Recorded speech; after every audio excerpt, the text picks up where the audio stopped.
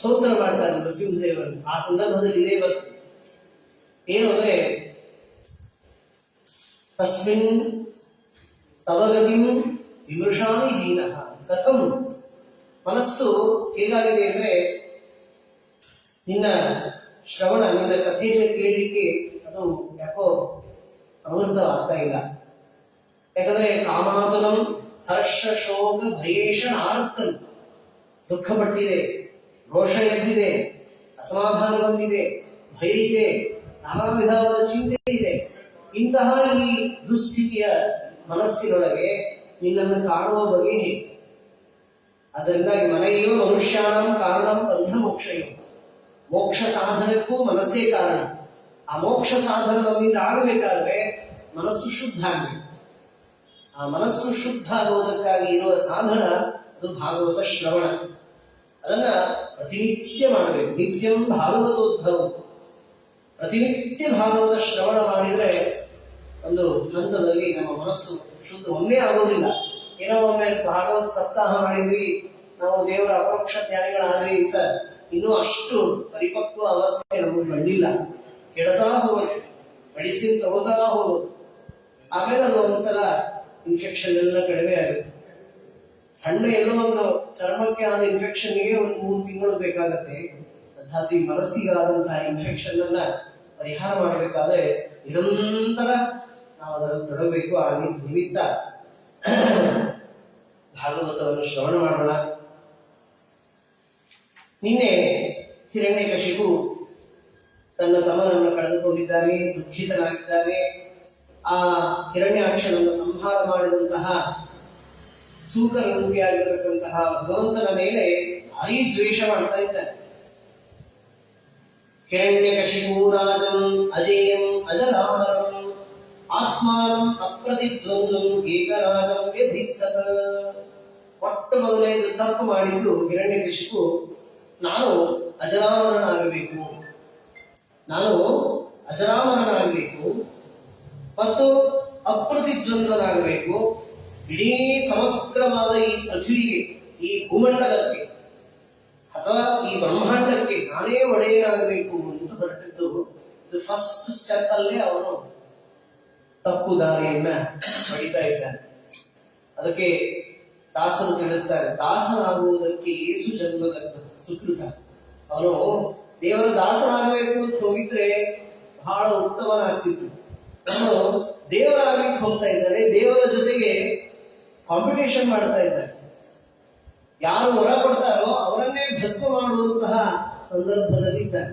ಅಂತಹ ಸ್ವಾರ್ಥ ಕೇಂದ್ರಿತ ಮನೋಭಾವ, ಅಧಿಕಾರದ ಲಾಲಸೆ, ಇವೆಲ್ಲ ದುರ್ಗುಣಗಳು. ನಾನು ನಿನ್ನ ದಾಸನಾಗಬೇಕು, ದಾಸನ ಮಾಡಿಕೋ ಎಲ್ಲ ಅಂತ ಹೇಳ್ತಾ ಇಲ್ಲ. ನನ್ನನ್ನ ನಾನು ಅಪ್ರತಿದ್ವಂದ್ವನಾಗಬೇಕು, ಏಕರಾಟ್ ಆಗಬೇಕು ಅಂತ ಹೊರಡ್ತಾ ಇದ್ದಾರೆ. ಸತೇವೆ ಮಂದರ ದ್ರೋಣ್ಯಾಂ ತಪಃ ಪರಮದಾರುಣಂ. ಅದಕ್ಕಾಗಿ ಬಹಳ ದಾರುಣವಾದಂತಹ ತಪಸ್ಸು ಮಾಡಿದ್ದಾರೆ. ಊರ್ಧ್ವ ಬಾಹು, ಎರಡೂ ಬಾಹುಗಳನ್ನ ಮೇಲೆ ಎತ್ತಿದ್ದಾರೆ. ನಭೋ ದೃಷ್ಟಿ, ಆಕಾಶಕ್ಕೆ ದೃಷ್ಟಿಯನ್ನಿಟ್ಟಿದ್ದಾರೆ. ಆಮೇಲೆ ಪಾದಾಂಗುಷ್ಟಾಶ್ರಿತಾವನಿ, ತನ್ನ ಪಾದದ ಅಂಗುಷ್ಟದಿಂದ ನಿಂತಿದ್ದಾರೆ. ಈ ಭೂಮಿಯ ಮೇಲೆ ಅವನು ನಿಂತದ್ದು ಕೂತಿಲ್ಲ, ಕೂತು ತಪಸ್ಸು ಮಾಡಿಲ್ಲ. ಎರಡೂ ಕಾಲಿನ ಮೇಲೆ ನಿಂತು ತಪಸ್ಸು ಮಾಡಿಲ್ಲ, ಒಂದು ಕಾಲಲ್ಲೂ ಅಲ್ಲ, ಒಂದು ಪಾದದ ಅಂಗುಷ್ಟದಲ್ಲಿ ನಿಂತು ಅದರ ತಪಸ್ಸು ಮಾಡಿದ್ದಾರೆ. ಅದರಿಂದ ತಸ್ಯ ಮೂರ್ಧ ಸಮದ್ಭೂತಃ ಸುಧೂಮ್ರೋಕ್ತಿಸ್ತಪೋಮಯ. ಆ ತಪೋಮಯವಾದ ಆ ತಪಸ್ಸಿನಿಂದ ಉಂಟಾದಂತಹ, ಅವನ ನೆತ್ತಿಯಿಂದ ಉಂಟಾದಂತಹ ಅಗ್ನಿ ಅದು ಎಲ್ಲ ಕಡೆ ಸುಡುತ್ತಾ ಇದೆ. ನಿಪೇತು ಸಗ್ರಹಸ್ತಾರಾಹ ಜಜ್ಜುರುಷ್ಟ ದಿಶೋದಶ, 10 ದಿಕ್ಕುಗಳು ಸುಡುತ್ತಾ ಇವೆ. ನೋಡಿ ಅವನ ತಪಸ್ಸು ಹೇಗಿರಬೇಕು. ಸಾಮಾನ್ಯ ಏನಲ್ಲ. ನಮ್ಮ ಭಗವಂತ ಅವನನ್ನು ಕೊಂದಿದ್ದಾನೆ, ಅವನ ಸಂಹಾರ ಆಗಿದೆ ಅಂದ್ರೆ ಎಕ್ಕಷ್ಟಿಗೆ ಯಾರೋ ದೈತ್ಯ ಅಲ್ಲ, ಮಹಾದೈತ್ಯ, ಭಾರಿ ಪ್ರಬಲ. ಸರ್ವೈರ ಅವಧ್ಯತಾಂ ಪ್ರಾಪ್ತಂ ಸಬಲಂ ದಿತಿನಂದನಂ. ಆದ್ದರಿಂದ ಆ ರೀತಿಯಾಗಿ ಏನ ತಪ್ತ ದಿವಂ ತೆಕ್ತ ಆ ತಪಸ್ಸಿನ ಪ್ರಭಾವದ ತಾಪದಿಂದ ದೇವತೆಗಳು ತಮ್ಮ ತಮ್ಮ ಸ್ಥಾನವನ್ನೇ ಬಿಟ್ಟು ಓಡಿ ಹೋಗ್ತಾ ಇದ್ದಾರೆ. ದಿವಿ ಸ್ಥಾತುನ ಶಕ್ತುಮಃ, ಆ ಸ್ವರ್ಗ ಲೋಕದೊಳಗೆ ಅವರ ಮನೆಯೊಳಗೆ ಇರಲಿಕ್ಕೆ ಆಗ್ತಾ ಇಲ್ಲ, ಅಷ್ಟು ಆ ತಾಪದಿಂದ ಕಂಗಾಲಾಗಿ ಧಾತ್ರೆ ವಿಜ್ಞಾಪಯಾಮಾಸು ಬ್ರಹ್ಮದೇವರ ಹತ್ರ ಬಂದು ಬ್ರಹ್ಮದೇವರಿಗೆ ಶರಣಾದರು. ಏನೇ ತಾಪ ಆದರೂ, ಏನೇ ಅನಾನುಕೂಲತೆಗಳಾದರೂ, ಏನೇ ಅಸಮಾಧಾನಗಳಾದರೂ ನಾವು ಮೊಟ್ಟ ಮೊದಲಿಗೆ ಬ್ರಹ್ಮದೇವರ ಹತ್ರ ಅಂದ್ರೆ ವಾಯುಬ್ರಹ್ಮರ ಹತ್ರ ಹೋಗ್ಬೇಕು. ಅದನ್ನು ಇಲ್ಲಿ ಆ ದೈತ್ಯನ ತಾಪದಿಂದ ದೇವತೆಗಳು ನಮಗೆ ತಿಳಿಸ್ತಾ ಇದ್ದಾರೆ. ಏನೇ ತಾಪ ಆದರೂ ಮಾನಸಿಕ, ದೈಹಿಕ, ಆಧ್ಯಾತ್ಮಿಕ ಆದಿ ಭೌತಿಕ ಎಲ್ಲಾ ತಾಪಗಳಿಗೂ ಕೂಡ ಉಪಾಯ ಏನು ಅಂದ್ರೆ ಗುರುಗಳ ಅಂತರ್ಯಾಮಿಯಾದ ಪರಮಾತ್ಮನಿಗೆ ಮೊರೆ ಹೋಗುವುದು. ಮೊದಲಿಗೆ ಗುರುಗಳ ಹತ್ರ ಹೋಗೋದು, ಎಲ್ಲಾ ದೇವತೆಗಳು ಬ್ರಹ್ಮದೇವರ ಹತ್ರ ಹೋಗುದು, ನಾವೆಲ್ಲ ರಾಯರ ಹತ್ರ ಹೋಗುದು. ರಾಯರು ನಮ್ಮನ್ನ ಶ್ರೀಮದಾಚಾರ್ಯ ಹತ್ರ ಕರ್ಕೊಂಡು ಹೋಗ್ತಾರೆ, ಟೀಕಾಕೃಪಾದ ಹತ್ರ, ಅವರು ಶ್ರೀಮದಾಚಾರ್ಯ ಹತ್ರ. ಶ್ರೀಮದಾಚಾರ್ಯ ಆಮೇಲೆ ಪರಮಾತ್ಮನ ಹತ್ರ ಹೇಳ್ತಾರೆ, ದೀನಂ ದೂನಂ ಅನಾಥಂ ಶರಣಾಗತಂ ಏನಂ ಉದ್ಧರ ಇತಿ ವಿಜ್ಞಾಪನ ಕರ್ತೃಣಾಮ. ಆ ನಿಟ್ಟಿನಲ್ಲಿ ಭಾಗವತ ನಮಗೆ ತಿಳಿಸ್ತದೆ. ನಮಗೂ ತಾಪ ಆಗುತ್ತೆ, ಸಾಂಸಾರಿಕ ತಾಪಗಳಾದಾಗ ಪಟ್ಟು ಮೊದಲೇ ಕೆಲಸ ನಾವು ಗುರುಸ್ಮರಣ, ಗುರುಸ್ಮೃತಿ ಸರ್ವ ವಿಪತ್ತಿ ಮೋಕ್ಷಿ. ಬ್ರಹ್ಮದೇವರು ಜಗದ್ಗುರುಗಳು, ಜಗದ್ಗುರುತ್ವಮಾದಿಷ್ಟ ಮಯಾದೇ ಕಮಲೋದ್ಭವ. ಆ ಬ್ರಹ್ಮದೇವರಿಗೆ ಸಮಾನರಾದವರೇ ವಾಯುದೇವರು. ಆ ವಾಯುದೇವರ ಉಪಾಸನೆಯನ್ನು ಮಾಡಬೇಕು. ವಾಯುದೇವರ ಅವತಾರರಾದಂತಹ ಹನುಮ ಭೀಮ ಮಧ್ವರ ನಿರಂತರ ಉಪಾಸನೆಯನ್ನು ನಾವು ಮಾಡಿದ್ದೇ ಆದರೆ ತಾಪಗಳಲ್ಲಿ, ಕಷ್ಟಗಳಲ್ಲಿ ಸ್ವಲ್ಪ ಡಿಸ್ಕೌಂಟ್ ದೇವರು ಕೊಡ್ತಾರೆ. ಅದಕ್ಕೆ ವಿಜಯದಾಸ ಹೇಳ್ತಾರೆ, ಮುಂಜಾನೆಯದು ಸಂಜೀವನಿ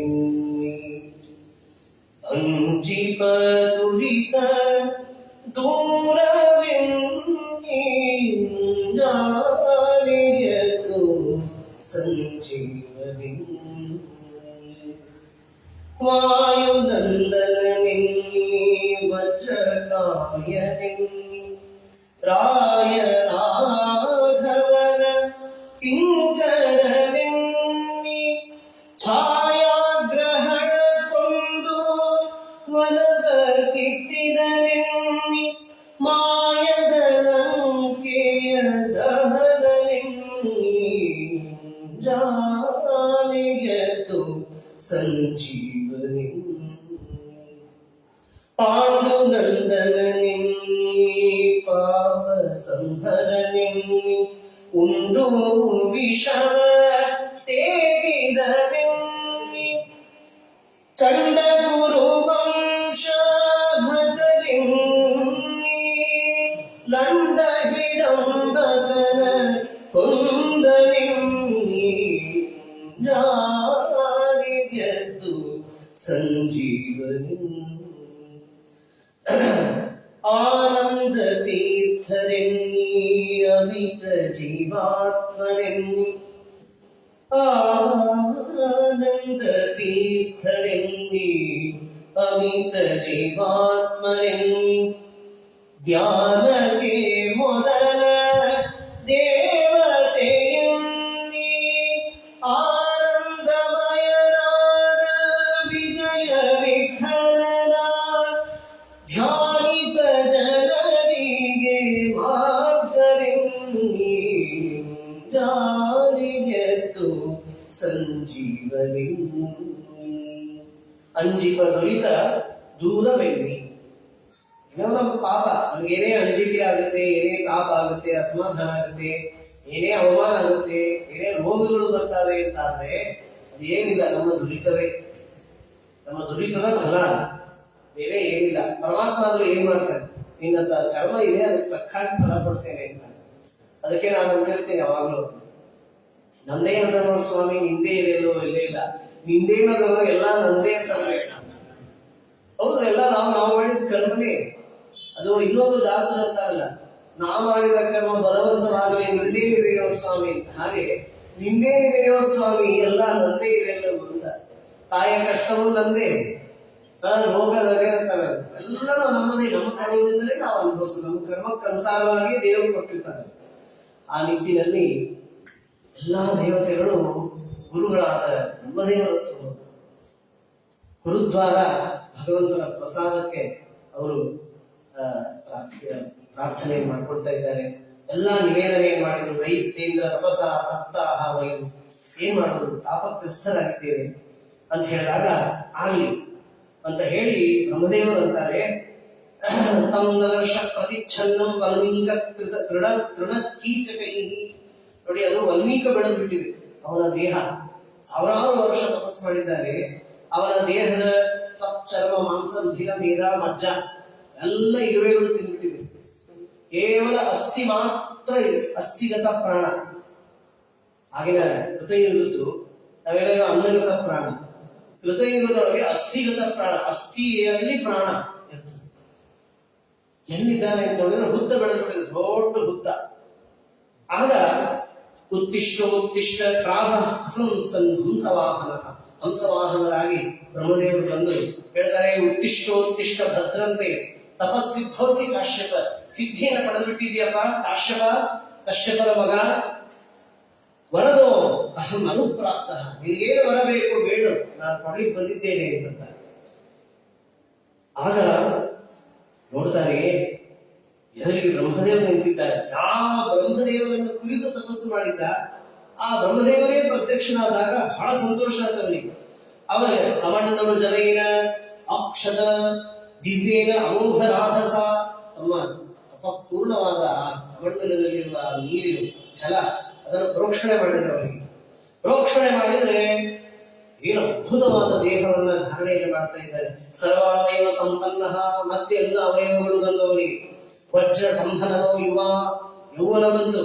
ವಜ್ರ ಸಂಹನನ, ವಜ್ರದಂತಹ ಕಾಯ ಅವನಿಗೆ. ಕೇವಲ ಆ ಬ್ರಹ್ಮದೇವರು ಪ್ರೋಕ್ಷಿಸಿದ ಜಲದ ಅತಿ ಆ ಸಾಮರ್ಥ್ಯದಿಂದ ಆ ರೀತಿಯಾಗಿ ಬರ್ತಾ ಇದ್ದಾನೆ. ಉತ್ಥಾಯ ಪ್ರಾಂಜಲಿ ಪ್ರಾಹ, ಕೈ ಮುಗಿತಾ ಇದ್ದಾನೆ ಬ್ರಹ್ಮದೇವರಿಗೆ.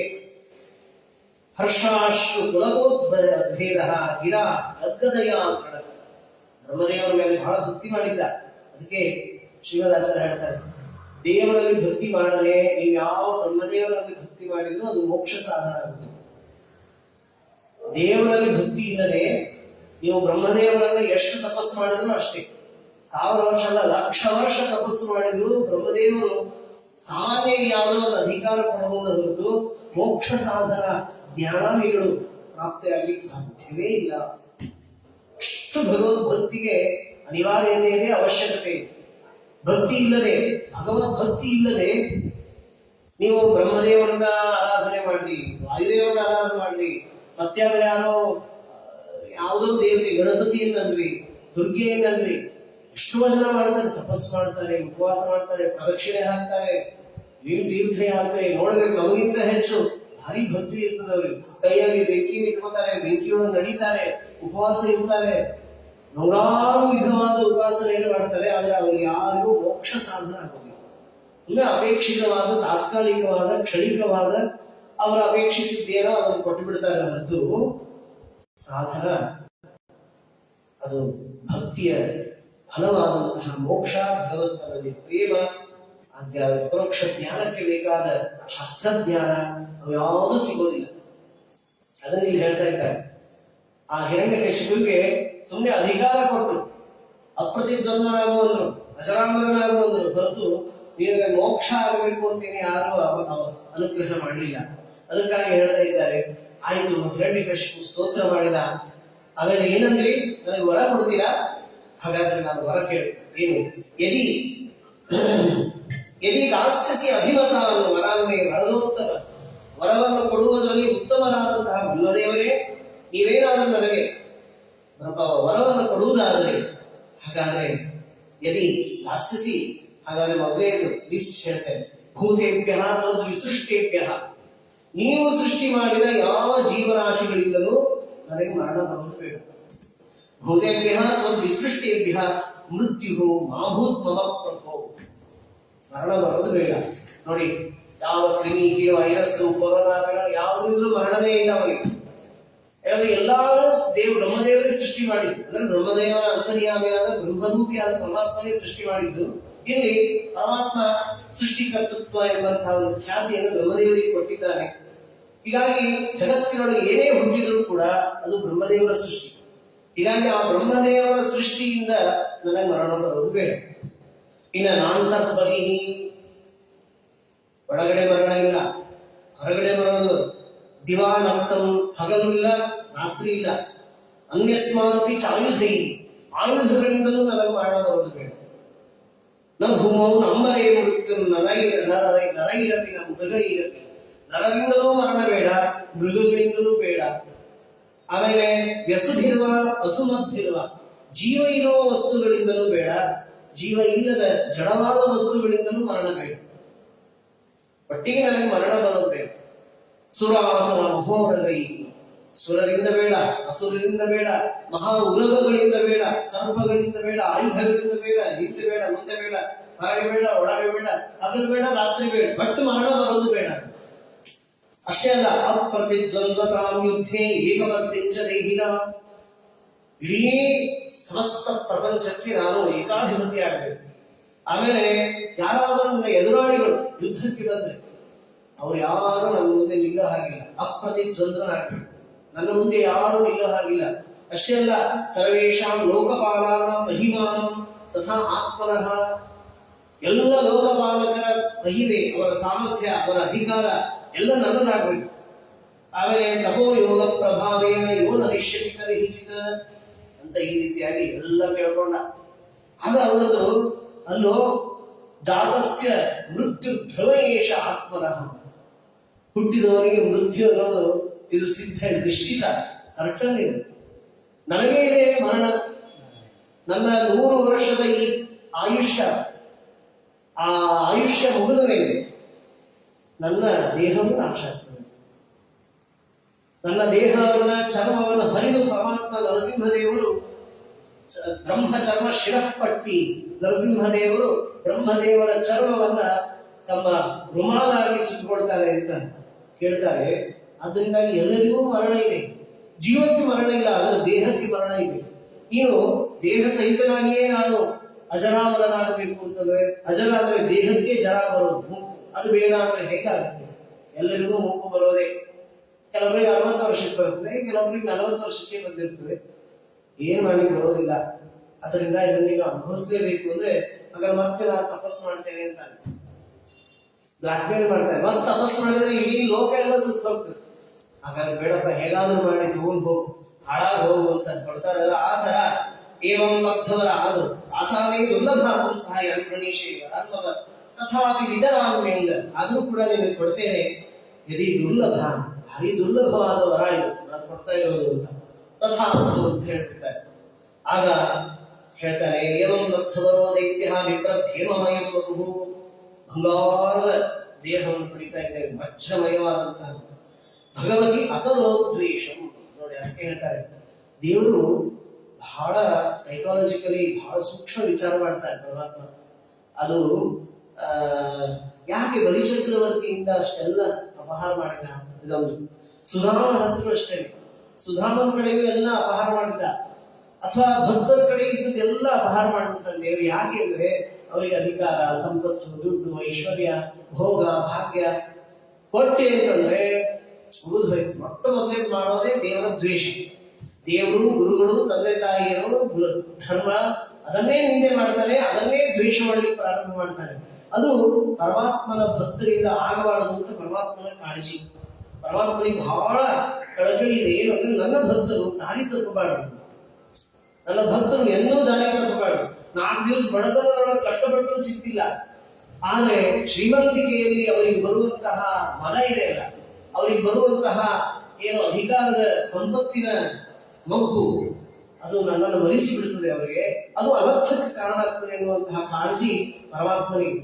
ನೋಡಿ, ಅದಕ್ಕೆ ಈ ದೈತ್ಯನಿಗೆ ಅಷ್ಟು ವರ ಕೊಟ್ಟ ತಕ್ಷಣ ನೆಕ್ಸ್ಟ್ ಸ್ಟೆಪ್ ಏನ್ ಮಾಡಿದಾದ್ರೆ, ಭಗವತಿ ಅಕರೋ ದ್ವೇಷಂ, ದೇವರನ್ನೇ ದ್ವೇಷ ಮಾಡಿ ಪ್ರಾರಂಭ ಮಾಡಿದ. ಅವರೊಬ್ಬರೇ ನಾವು ಹೇಳೇ ಒಂಚೂರು ಮದುವೆ ಆಯ್ತು ಇಲ್ಲೋ, ಮಕ್ಕಳಾಯ್ತು ಇಲ್ಲೋ, ಒಂದು ನೌಕರಿ ಸಿಕ್ತು, ಒಂದು ಕಾರು ಓಡಾಡಿ ಕಟ್ತೀವಿ, ಒಂದು ಮನಿ ಕಟ್ಟಿದ್ವಿ ಅಂದ್ರೆ ಮುಗಿದು ಹೋಯ್ತು, ವ್ಯಕ್ತಿ ಮೇಲೆ ಕಣ್ಣು ಹೋಗ್ಬಿಟ್ಟಿರ್ತದೆ.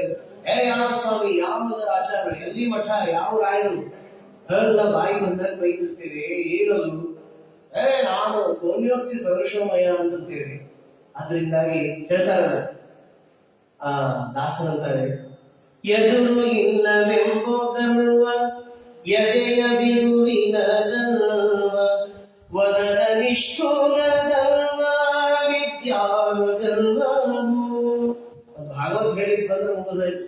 ಎಲ್ಲ ಕೂತವರೆಲ್ಲ ನಮ್ಮ ಶಿಷ್ಯನನ್ನು ತಿಳ್ಕೊಂಡು ಬಾಯಿ ಬಂದ ಬರೆಯೋದು ಮಾಡೋದು ಮಾಡ್ತಿರ್ತಾರೆ. ವಿದ್ಯಾ ಮದ, ಧನ ಮದ, ಅರ್ಥ ಮದ, ಅಖಿಲ ವೈಭವದ ಮದ, ಮುನ್ನ ಪ್ರಾಯದ ಮದವು, ರೂಪ ಮದವು. ಎಲ್ಲ ದಾಸರು ಎಷ್ಟು ಅದ್ಭುತವಾಗಿ, ಮುಕುಂದಾಚಾರ್ಯ ಯಾವಾಗಲೂ ದಾಸರ ಸಾಹಿತ್ಯದ ಅದನ್ನ ಹೇಳ್ತಿರ್ತಾರೆ, ನನ್ನ ಮುಂದೆ ಮಾತಾಡ್ತಿರ್ತಾರೆ. ಎಲ್ಲ ನಮ್ಮ ಭಾಷ್ಯವನ್ನ ದಾಸರುಗಳು ಬರೆದಿಟ್ಟಿದ್ದಾರೆ. ನಮ್ಮ ಏನೇನು ಮದ ಇದೆ, ಎಲ್ಲಿಂದ ಏನೇನ್ ಮಾಡ್ತೇವೆ ಅದಕ್ಕಾಗಿ ಹೇಳ್ತಾರೆ. ಎದುರು ಇಲ್ಲವೆಂಬ ಗರ್ವ, ಎದೆಯ ಬಿಗುವಿನ ಗರ್ವ, ವದನ ನಿಷ್ಠೂರ ಧರ್ಮ ವಿದ್ಯಾ ಧರ್ಮವು.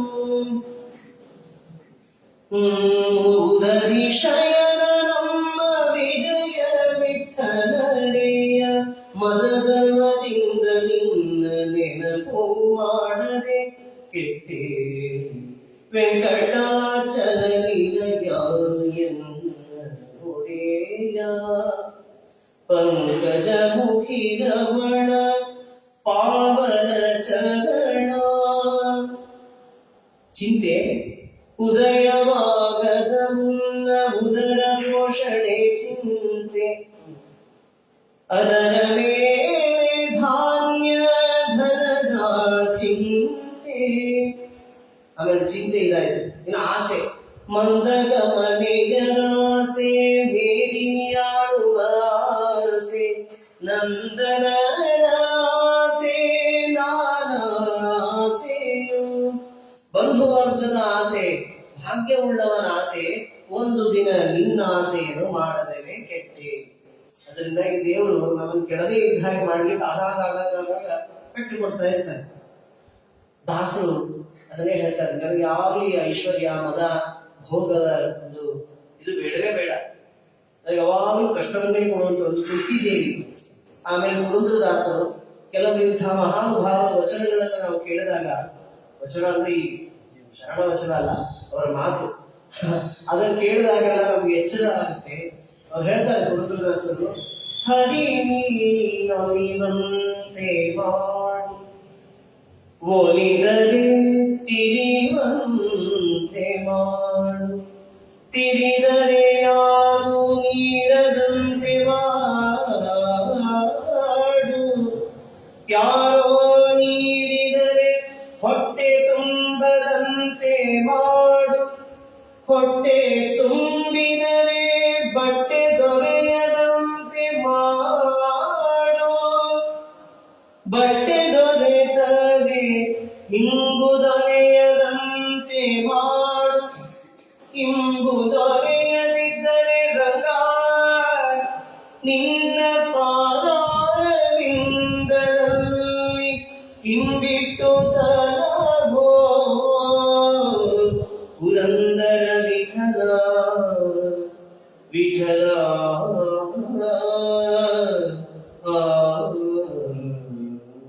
ಪುರಂದರದಾಸ ಅಂತಾರೆ, ಒಂದಿಲ್ಲ ಒಂದು ಕೊರತೆಯನ್ನು ಮಾಡ್ತಾ ಹೋಗು, ಕೊನೆಗೆ ನಿನ್ ಪಾದಾರವಿಂದಗಳೇ ಗತಿ ಅಂತ ಬರ್ತೇವೆ. ಅಲ್ಲಿಯವರೆಗೂ ದೇವರಿಗೂ ಪೌಣ್ಯೋಸ್ತಿ ಸರಶೋಮಯ, ಎಲ್ಲಿದ್ ಬೇಕು ದೇವರಿಗೆ.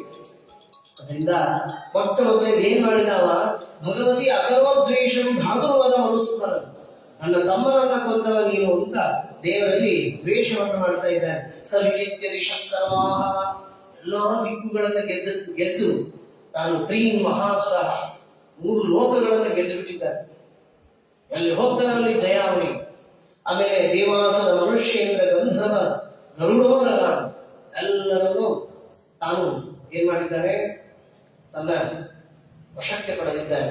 ಸಿದ್ಧ ಚಾರಣ ವಿದ್ಯಾರ್ಥ ಋಷಿ ವಿದುಮತಿ ಮನು, ಸಿದ್ಧರು ವಿದ್ಯಾಧರರು, ಅದರಲ್ಲಿ ಏನೇನು ದೇವತಾ ಪಕ್ಷಗಳಿವೆ ಎಲ್ಲ, ಯಕ್ಷ ರಕ್ಷ ಪಿಶಾಚೇಶ ಭೂತ ಪ್ರೇತ ಪತೀನಪಿ ಸರ್ವ ಎಲ್ಲವನ್ನು ಜಿತ್ವ ವಶಮಾನೀಯ ವಿಶ್ವಜಿತ್ ಜಹಾರ ಲೋಕಪಾಲಾಂ ಸ್ಥಾನಾನಿ ಸಹತೇಜಸ. ಅವರ ಸಾಮರ್ಥ್ಯ, ಅಧಿಕಾರ, ಸ್ಥಾನ, ಮಾನ, ಗೌರವ ಎಲ್ಲ ತನ್ನದು ಮಾಡ್ಕೊಂಡಿದ್ದಾರೆ. ಇಂಥ ಅಸುರ ಇರ್ತಿರ್ತಿಲ್ಲ. ಇಂಥ ದೇವತಾ ಪದವಿ, ಇಂದ್ರಾದಿಗಳ ಪದವಿ ಇಂಥದ್ದು. ಅದಕ್ಕೆ ಸಾಧನೆಯನ್ನು ಕೇವಲ ಬ್ರಹ್ಮದೇವರ ವರಬಲದಿಂದ ತೃಪ್ತನಾಗಿ ಇಡೀ ಸಮಗ್ರ ವಿಶ್ವವನ್ನೇ ತನ್ನ ವಶದಲ್ಲಿ ಇಟ್ಟುಕೊಂಡಿದ್ದಾನೆ ಮಹಾನುಭಾವ. ತಸ್ಮಿನ್ ಮಹೇಂದ್ರ ಭವನೆ, ಮಹೇಂದ್ರ ಭವನಕ್ಕೆ ಹೋದ, ಅಲ್ಲಿ ಉಪಭೋಗವನ್ನು ಮಾಡಿಕೊಂಡಿದ್ದ. ಎಲ್ಲರೂ ಕೂಡ ಚಂಡ ಶಾಸನ, ಎಲ್ಲರನ್ನೂ ಕೂಡ ಶಾಸನ ಮಾಡ್ತಾ ಇದ್ದಾನೆ. ಆದರೆ ಅಷ್ಟಾದರೂ ಕೂಡ ನ ಅತೃಪ್ಯ ಅಜಿತೇಂದ್ರಿಯ, ತಾನು ಎಲ್ಲ ಗೆದ್ದಿರಬಹುದು, ತನ್ನ ಮನಸ್ಸನ್ನೇ ಗೆದ್ದಿಲ್ಲ. ಆದ್ದರಿಂದಾಗಿ ಅವನಿಗೆ ತೃಪ್ತಿಯೇ ಇಲ್ಲ. ಎಷ್ಟು ಲೋಕಗಳು ಸಪ್ತ ದ್ವೀಪಗಳಿಗೆ ಪತಿಯಾದರೂ ಅವರಿಗೆ ತೃಪ್ತಿ ಅನ್ನೋದೇ ಇಲ್ಲ ಅಂತ. ನಮಗೂ ಹಂಗೆ ಆಗಿರ್ತದೆ. ಎಲ್ಲ ಕೊಟ್ಟಿರ್ತಾನೆ ದೇವರು, ಎಲ್ಲ ಸೌಭಾಗ್ಯ ಅಧಿಕಾರ ಎಲ್ಲ ಕೊಟ್ಟರು ತೃಪ್ತಿ ಅನ್ನೋದಿರೋದಿಲ್ಲ. ಅವ ಹಿರಣ್ಯಕಶಿಪು ಬೇರೆ ಇಲ್ಲ, ನಾವು ಬೇರೆ ಇಲ್ಲ, ಆ ಥರ ಆಗುದಿಲ್ಲ. ಆದ್ರಿಂದ ತಸ್ಮೈ ನಮಸ್ತು ಕಾಷ್ಟ, ಅದಕ್ಕೆ ತಸ್ಯ ಉಗ್ರ ದಂಡ ಸಂವಿಗ್ರಹ, ಭಾರಿ ದಂಡ ಅವನು. ಎಲ್ಲೂ ದೇವರು ಧರ್ಮ ಸದಾಚಾರ ವರ್ಣಾಶ್ರಮಾಚಾರಗಳು ಮೊದಲೇ ಅವನಿಗೆ ತಪಸ್ಸಿಗೆ ಹೋಗಿದ್ದು ಮುಂಚೆನೇ ಆಜ್ಞೆ ಮಾಡಿ ಹೋಗಿದ್ದ. ಎಲ್ಲೆಲ್ಲಿ ಗೋವುಗಳಿವೆ, ದ್ವಿಷಕ್ರಿಯಾ ಮೂಲ ಪರಮಾತ್ಮ ಎಲ್ಲ ದ್ವಿಜರು ಮಾಡುವ ಕ್ರಿಯೆಗಳಿಗೆ ಅವನೇ ಮೂಲ ಆಶ್ರಯ.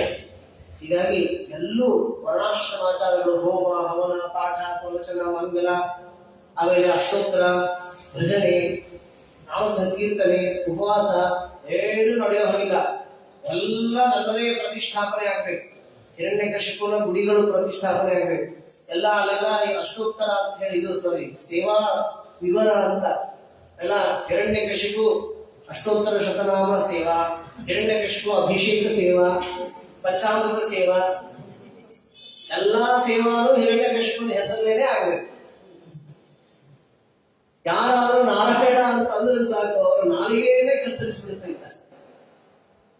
ಎಲ್ಲ ಸಂದೀಪ ವೃಶ್ಚಿತ ನಾನಾ ಆಶ್ರಮಗಳು, ಗೋಶಾಲೆಗಳು ಎಲ್ಲ ಸಂಸಾರ ಮಾಡ್ತಾ ಇದ್ದಾರೆ. ಏನೇನೇನೇನೇನು ಎಲ್ಲ ಕಡೆಗೆ ತನ್ನದೇ ಆರ್ಭಟ, ತನ್ನದೇ ಒಂದು ಆಡಳಿತ, ತನ್ನದೇ ಎಲ್ಲಾ ಕಡೆಗೂ ಸಂಕೀರ್ತನೆ ಆಗ್ಬೇಕು. ಭಜನೆ ಮಾಡಿದ್ರು ಹಿರಣ್ಯಕಶಿಪುನ ಹಾಡು ರಚನೆ ಮಾಡ್ಬೇಕು.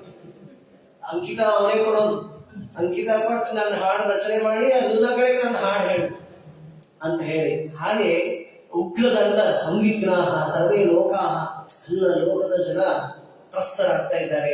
ಸಪಾಲಕ ಲೋಕಪಾಲಕರು ಎಲ್ಲರೂ ಕೂಡ ಮತ್ತೆ ಪರಮಾತ್ಮನ ಹತ್ತಿರ ಬಂದರು. ಶರಣಂ ಯಯುರಚ್ಯುತನು, ಮೊದಲಿಗೆ ಬ್ರಹ್ಮದೇವರ ಹತ್ರ ಹೋದರು, ಮತ್ತೆ ಈಗ ಪರಮಾತ್ಮನ ಹತ್ರ ಬರ್ತಾ ಇದ್ದಾರೆ. ಸರ್ವ ಎಲ್ಲ ಉಪಾಯಗಳಿಗೂ ಒಂದೇ ಉಪಾಯ, ಅಪಾಯ ಕೋಟೆಗಳಿಗೆ ಉಪಾಯ ಒಂದೇ, ದೇವರಿಗೆ ಶರಣು ಹೋಗೋದು ಅದೊಂದೇ ಉಪಾಯ. ಏನು ಉಪಾಯ ಇದೆ? ದೇವರ ಭಕ್ತರಿಗೆ ಯಾವ ಉಪಾಯಗಳು ಕೂಡ ಏನೇನೂ ಫಲಕಾರಿ ಆಗುವುದಿಲ್ಲ. ಭಾಗವತ ಚತುರ್ಥ ಸ್ಕಂದ ಹೇಳ್ತದೆ ಏನು ಅಂದ್ರೆ, ದುಃಖೇಶು ಏಕತರೇಣಾಪಿ ದೈವಭೂತಾತ್ಮ ಹೇತುಷು ಜೀವಸ್ಯ ನ ವ್ಯವಚ್ಛೇದಸ್ಯ ಸ್ಯಾಚ್ಚೇತ್ ತತ್ತತ್ ಪ್ರತಿಕ್ರಿಯಾ ತಥಾಪಿ ದುಃಖಮೇವ ಅಂತ ಶ್ರೀಮದಾಚಾರ್ಯ ತಾತ್ಪರ್ಯದೊಳಗೆ ಹೇಳ್ತಾರೆ. ಏನಿದ್ರ ಅರ್ಥ ಅಂದ್ರೆ, ಎಲ್ಲಾ ಜೀವರಿಗಳು ನಮ್ಗೆಲ್ಲರಿಗೂ ಒಂದು 3 ತಾಪಗಳಿವೆ. ಆ ದೈವಭೂತ ಆತ್ಮ, ದೈವಭೂತಾತ್ಮ ಹೇತುಷು, ದೈವ ಆದಿ ದೈವಿಕ, ಆದಿ ಭೌತಿಕ, ಆದಿ ಆಧ್ಯಾತ್ಮಿಕವಾದ ತಾಪಗಳಿವೆ ಅಲ್ಲ. ಈ 3 ತಾಪಗಳೊಳಗೆ ಒಂದಿಲ್ಲ ಒಂದು ತಾಪ ನಮ್ಗೆ ಬೆನ್ನಟ್ಟಿರ್ತದೆ. 3ರಿಂದ ಪೂರ್ಣ ವ್ಯವಚ್ಛೇದ ಆಯಿತು ಅಂತ ಆಗೋದೇ ಇಲ್ಲ. ಅವು ಪಾಳಿ ಪ್ರಕಾರ ಬರ್ತಾ ಇರ್ತವೆ. ಒಂದು ಮಾನಸಿಕ ರೋಗ ಪರಿಹಾರ ಆಯಿತು ಅಂದ್ರೆ ದೇಹಕ್ಕೆ ಏನೋ ತೊಂದರೆ ಆಗಿರ್ತದೆ. ದೇಹ ಮನಸ್ಸು ಎಲ್ಲ ಸಮಾನ ಇದೆ ಅಂತಂದ್ರೆ ಎಲ್ಲೋ ಫ್ಲಡ್, ಭೂಕಂಪ ಮತ್ತೊಂದು ಏನೋ ಆಗ್ತಾ ಇರ್ತದೆ. ನಾನು ಅದೇ ಹೇಳ್ತಾ ಇರ್ತೇನೆ, ಒಂದೇನೋ ಒಂದು ಪೇನು, ನಮ್ಗೇನೋ ತಲೆನೋವು ಕಡಿಮೆ ಆಯ್ತು ಅಂದ್ರೆ ಸಂತೋಷ ಪಡುವಾಗಿಲ್ಲ. ಇನ್ನೊಂದು ಹೊಟ್ಟೆ ನೋವು ಕಾಯ್ತಾ ಇರ್ತದೆ ಆಕ್ರಮಣ ಮಾಡ್ಲಿಕ್ಕೆ. ತಲೆನೋವು ಕಡಿಮೆ ಆಗಿರ್ತದೆ, ಹೊಟ್ಟೆ ನೋವು ಬರ್ತದೆ. ಹೊಟ್ಟೆ ನೋವು ಕಡಿಮೆ ಆಯ್ತು ಸಂತೋಷ ಪಡುವಾಗಿಲ್ಲ. ಎಲ್ಲೋ ಒಂದ್ ಕಡೆ ಆಕ್ಸಿಡೆಂಟ್ ಆಗಿ ಕಾಲು ನೋಡ್ಕೊಂಡ್ಬಿಟ್ಟಿರ್ತೇವೆ. ಅದೆಲ್ಲ ಪರಿಹಾರ ಆಗಿರ್ತದೆ. ಏನೋ ಒಂದು ಮಾನಸಿಕವಾದಂತಹ ತೊಂದರೆಗಳು ಬರ್ತಾ ಇರ್ತವೆ.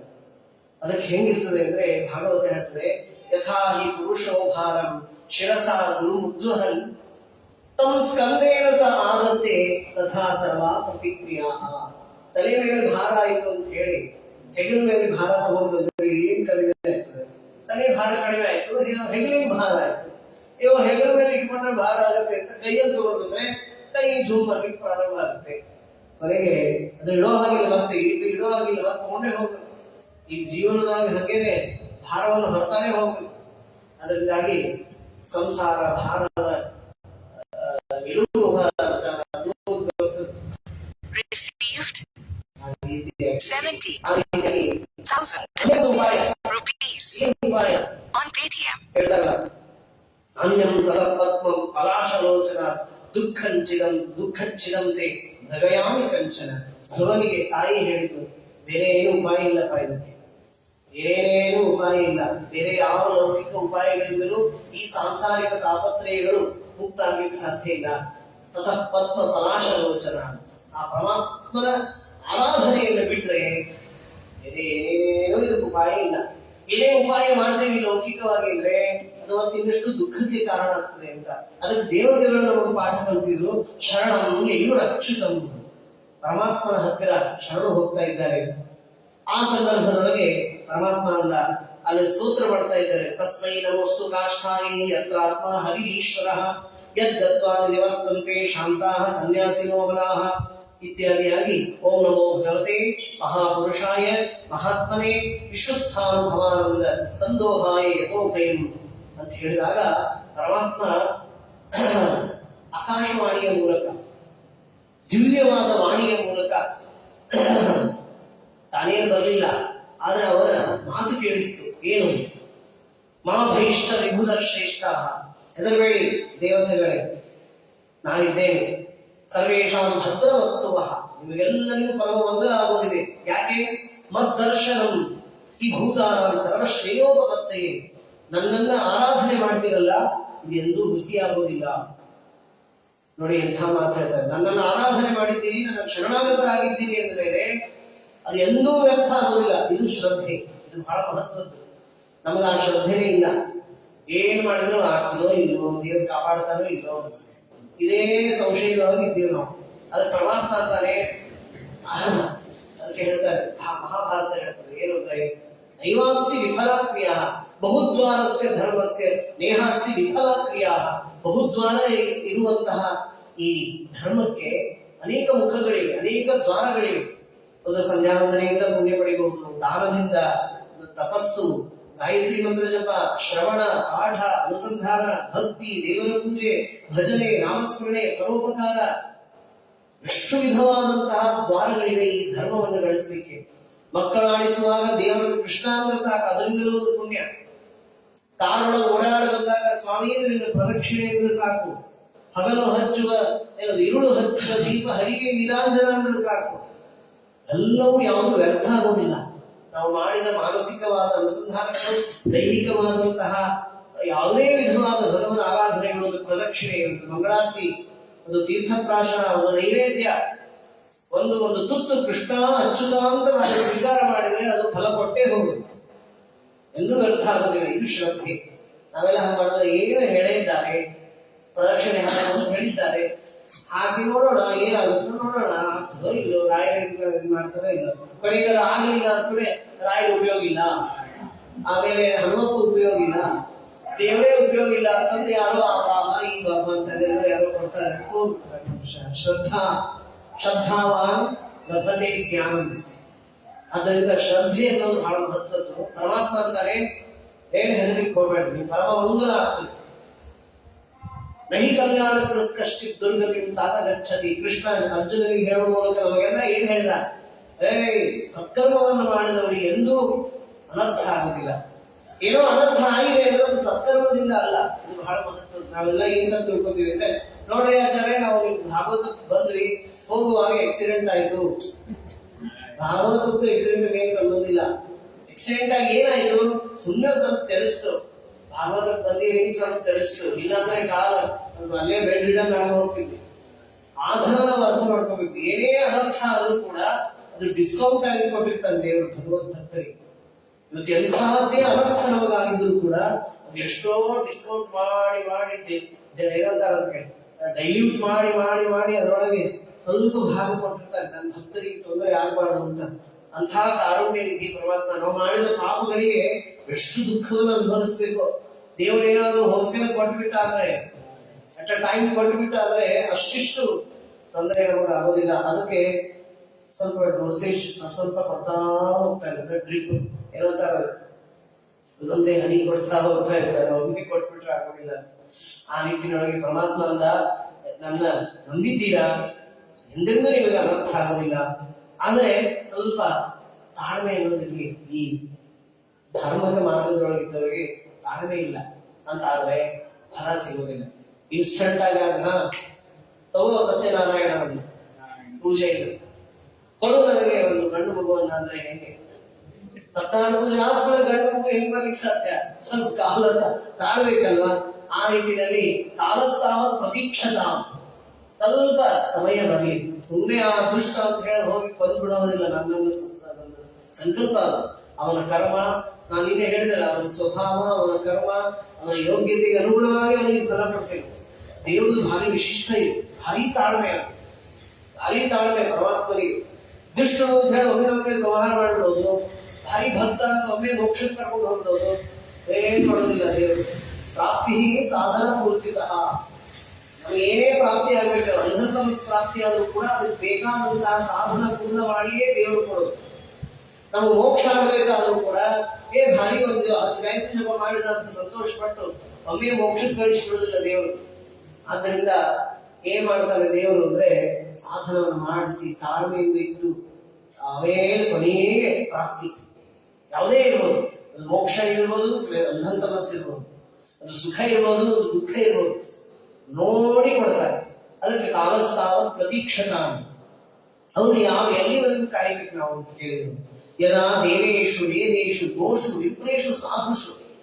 ಯಾವಾಗ ಈ ಹಿರಣ್ಯಕಶಿಪು ಎಲ್ಲ ದೇವತೆಗಳ ದ್ವೇಷವನ್ನು ಮಾಡ್ತಾರೆ, ವೇದಗಳ ದ್ವೇಷ, ವೇದ ವಿರುದ್ಧವಾದಂತಹ ವಿಚಾರಗಳನ್ನು ಹೊಂದುತ್ತಾರೆ.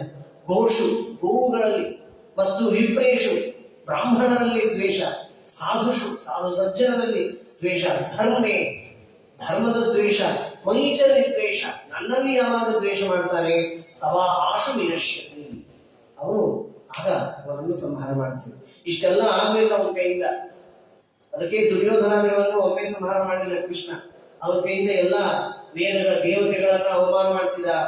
ಎಲ್ಲ ಪಾಂಡವರೆಲ್ಲ ದೇವತೆಗಳು, ಎಲ್ಲ ಮಾಡಬಾರದೆಲ್ಲ ಅನ್ಯಾಯ ಮಾಡಿಸಿದ. ಗೋಷು ಗೋವುಗಳ ವಿಷಯದಲ್ಲಿ, ವಿಪ್ರೇಷು ಎಂತೆಂಥ ವೇದವ್ಯಾಸ ದೇವರ ವಿರೋಧ ಮಾಡಿದ ದುರ್ಯೋಧನ.